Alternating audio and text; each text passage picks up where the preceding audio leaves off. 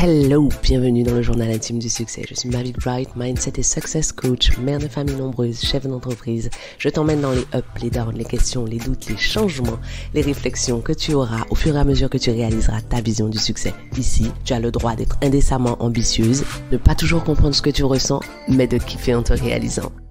Hello, bienvenue dans le journal intime du succès. Aujourd'hui, on va aborder les 5 erreurs qu'on commet régulièrement et qui affaiblissent notre mindset sans que nous ne nous en apercevions. Bon, alors, on va se concentrer sur ces petits gestes du quotidien, le dialogue intérieur ou même l'autodérision qui vous fait bien voir en société. Il est temps de prendre conscience que certaines attitudes et habitudes que nous avons banalisées et qui en réalité nous affaiblissent ont bien plus de pouvoir qu'on ne l'imagine. Parce qu'en fait, lorsqu'il s'agit de réaliser certains défis, même lorsque nous sommes armés pour le faire, il arrive que nous ayons du mal à le faire tout simplement parce que sans nous en rendre compte un petit peu chaque jour, nous avons saboté, sabordé, affaibli notre mindset. Bon, alors, préparez-vous à découvrir ces erreurs et à les éviter pour maintenir votre mindset. Voilà la première chose. La première erreur que nous commettons tous les jours et qui affaiblit notre mindset, ce sont les petites phrases négatives. En fait, sans nous en rendre compte, nous pratiquons de petites phrases négatives. Vous savez, ces petites phrases qu'on répète intérieurement et qui minent notre confiance en nous. Des phrases comme « Non mais de toute façon, je ne vais jamais y arriver. De toute façon, j'y suis jamais arrivé. Oh punaise, quelle conne. Non mais je suis pas trop bête d'avoir fait ça. Oh, mais quel nul. Ah mais de toute façon, c'est l'échec assuré. Ou encore, bonjour l'angoisse. Oh, quel stress. Bon, c'est bon, je vous ai donné assez d'exemples, vous avez compris l'idée. Ces phrases peuvent sembler banales. Elles semblent tellement banales qu'elles sont complètement banalisées. La plupart des gens ne les relèvent pas quand vous les dites à voix haute. Sauf que le nombre de fois où vous les dites à voix haute est de loin inférieur au nombre de fois où vous les dites silencieusement. Les nombres de fois où vous les cultivez à l'intérieur de votre cerveau et donc le nombre de fois où votre cerveau renforce l'idée selon laquelle elles sont vraies. Notre cerveau utilise la répétition comme outil de mémorisation. Notre cerveau considère qu'une information, plus elle est répétée, plus elle est vraie. Est-ce que vous avez compris où je veux en venir? Ces petits immondices que vous vous répétez à votre propre sujet, encore et encore et encore, ont fini par être considérés comme vrais par votre cerveau. Essayez d'être plus intentionnel à votre dialogue intérieur. Vous allez voir, ça va vous obliger à vous taire un peu. Je crois qu'on parle trop en fait. Essayez d'être un petit peu plus attentif à votre dialogue intérieur. Et vous allez voir se profiler ces pensées limitantes que vous pratiquez encore et encore. Une fois que vous les avez identifiées, vous pouvez simplement, je le répète tout le temps, vous n'êtes pas obligé de basculer dans l'autre extrême parce que votre cerveau, votre système nerveux ne va pas y adhérer. Vous n'allez pas passer de « je suis trop nul » à oh, « c'est moi la bombe, la machine atomique de la mort qui tue, je réussis tout ce que j'entreprends ». Ça c'est des conneries, votre cerveau ne va pas y croire, il sait très bien qu'il n'y croit pas. En revanche, vous pouvez simplement vous dire « je relève le défi, je vais essayer ». Dites-vous que vous êtes capable de mobiliser les ressources nécessaires pour réussir. Juste ça. Vous n'avez pas besoin de vous dire « je suis sûr que je vais réussir, ça va marcher à tout prix ». La deuxième erreur que nous commettons régulièrement et qui sabote notre mindset, c'est de nous soumettre à la peur de l'échec. La peur est normale, la peur est salutaire, la peur est ce qui déclenche notre instinct de survie. La peur est parfois ce qui déclenche toute cette sécrétion de tous ces neurotransmetteurs qui vont provoquer chez nous un stress positif, le stress de la performance. En revanche, vous soumettre à la peur de l'échec, là, c'est une erreur qui affaiblit notre mindset. Souvent, on évite de sortir de notre zone de confort, on évite de sortir de ce qu'on maîtrise, de ce qu'on connaît, de ce qu'on peut prédire, par crainte de faire des erreurs ou par crainte de ne pas réussir. En réalité, si nous opérons un exercice de réévaluation cognitive et que nous considérons l'échec non plus comme une fin, mais plutôt comme une porte, comme une étape d'apprentissage, eh bien, cette peur d'être ridicule, cette peur de nous tromper va avoir un impact, une emprise moindre sur nous. Et si vous êtes à 7 minutes en train de vous dire « Non, mais j'ai vraiment pas envie d'être ridicule, j'ai vraiment pas envie qu'on me voie échouer, j'ai vraiment pas envie de me tromper, ça fait trop mal », qu'est-ce que vous avez dit à vos enfants quand ils ont appris à marcher? La première fois qu'ils sont tombés, vous leur avez dit « Non, mon petit chat, tu peux marcher à 4 pattes toute la vie ?» Vraiment? Quand vos enfants ont appris à faire du vélo? Quand vos enfants ont appris à parler, se sont trompés sur les premiers mots, vous leur avez dit « Tais-toi à tout jamais ?» C'est fou quand même, hein? Comme on est fort pour dire à nos enfants « Non, il faut que tu persévères ». Et comment pour préserver notre ego, notre petite image de nous-mêmes, nous évitons d'accéder à ce que nous méritons. Il est fondamental de regarder la peur de l'échec comme étant naturelle, parce que vous êtes un être humain et que vous n'aimez pas l'échec, mais aussi de décider de la façon dont vous allez vous comporter par rapport à cette peur naturelle. Attention, chaque fois que la peur de l'échec vous empêche de prendre des risques et d'être pleinement celle que vous êtes, vous renoncez à votre accomplissement, vous renoncez à votre alignement, vous renoncez à l'expression de ce que vous êtes vraiment. À partir du moment où vous avez un désir, c'est une manifestation de ce que vous êtes. Troisième erreur que nous commettons régulièrement et qui sabote notre mindset, la comparaison avec les autres. Oh mon Dieu. Alors, je vous arrête tout de suite si vous vous dites non, je me compare pas, je suis au-dessus de ça, nanana.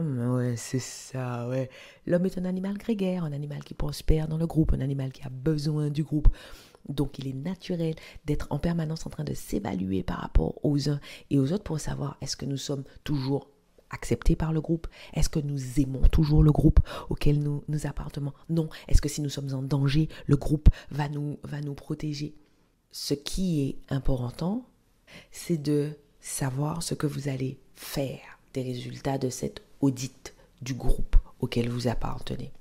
Avec les réseaux sociaux et la pression sociale, en fait, c'est super facile de tomber dans le piège de la comparaison en regardant les résultats de quelqu'un et en oubliant tout ce qu'il y a derrière le résultat que vous voyez.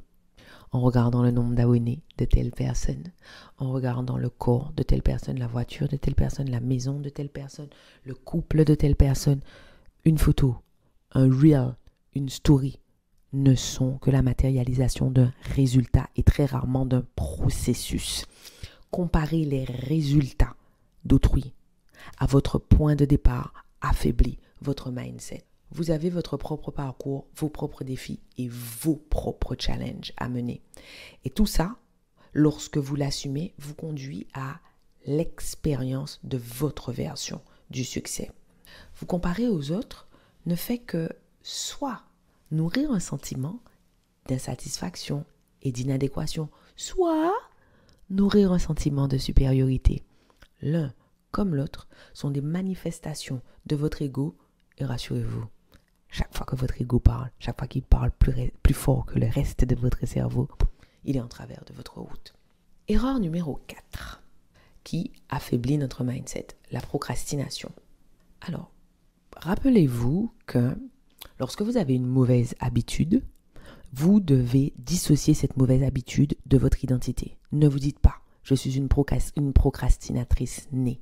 Ne vous dites pas « je ne suis que procrastination », des choses du genre. Non, vous avez l'habitude de la procrastination parce qu'en vous disant ça, cela envoie à votre cerveau l'information selon laquelle vous pouvez acquérir une nouvelle habitude. Donc, la procrastination. Est-ce que vous avez tendance à remettre à plus tard certaines tâches, certains projets importants?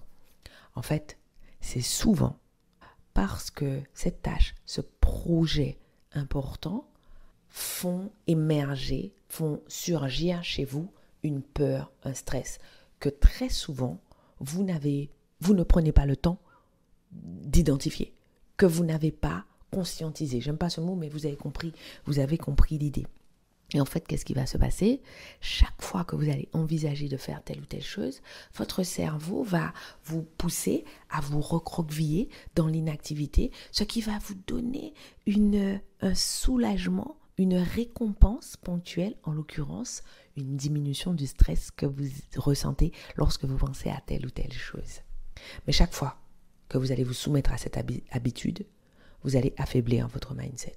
Reporter constamment ce que vous avez à faire finit par créer exactement l'effet inverse de celui que vous recherchez. Très souvent, en procrastinant, nous cherchons une diminution du stress et procrastiner à la longue provoque une augmentation de notre niveau de stress et de notre niveau d'anxiété, ce qui nuit à notre productivité, à notre performance, mais plus grave, à notre confiance et à notre estime de nous.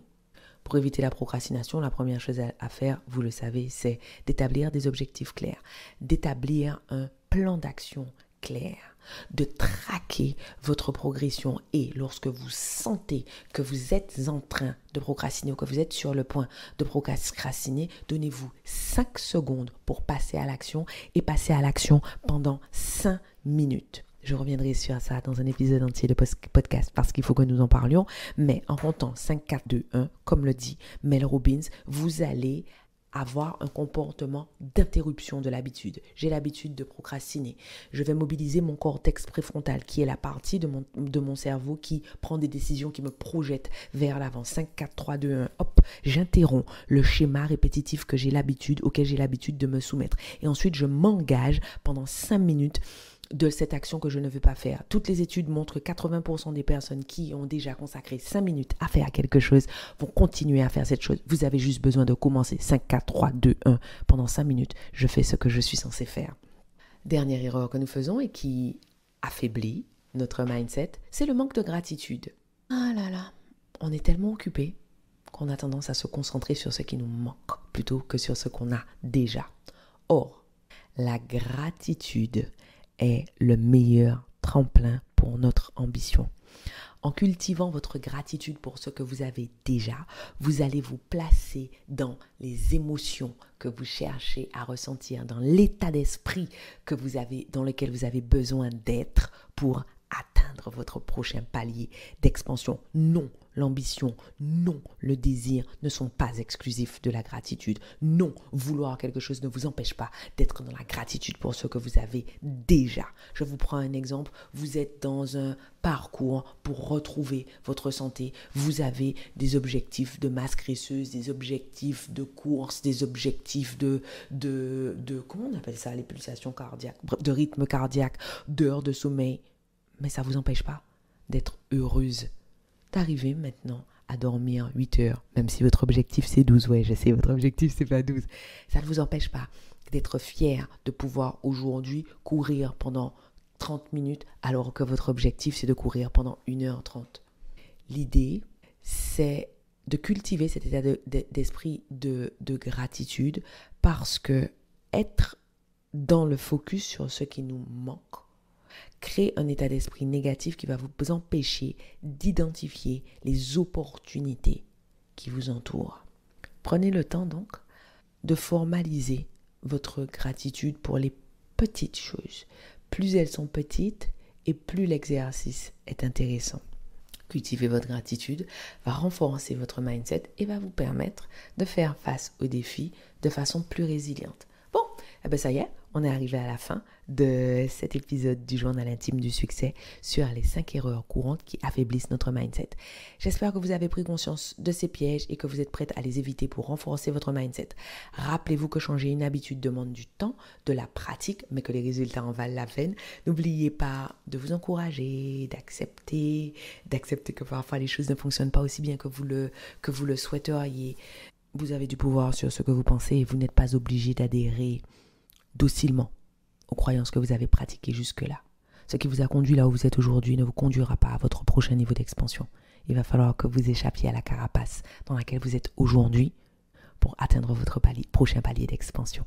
Je vous laisse là. On se retrouve pour le prochain épisode. J'y crois pas, c'est déjà terminé, on se laisse là. Merci de m'avoir accordé votre temps. Pensez à vous abonner à ce podcast et à me laisser une revue. Et au cas où vous vous demanderiez quel intérêt vous auriez à vous abonner à ce podcast et à laisser une revue, en plus du fait que vous seriez toujours notifié de l'arrivée de nouveaux épisodes, si vous vous abonnez, ce podcast aura de plus en plus de succès. Et s'il a de plus en plus de succès, ce que les ambitieuses comme vous et moi pensons sera de plus en plus répandu.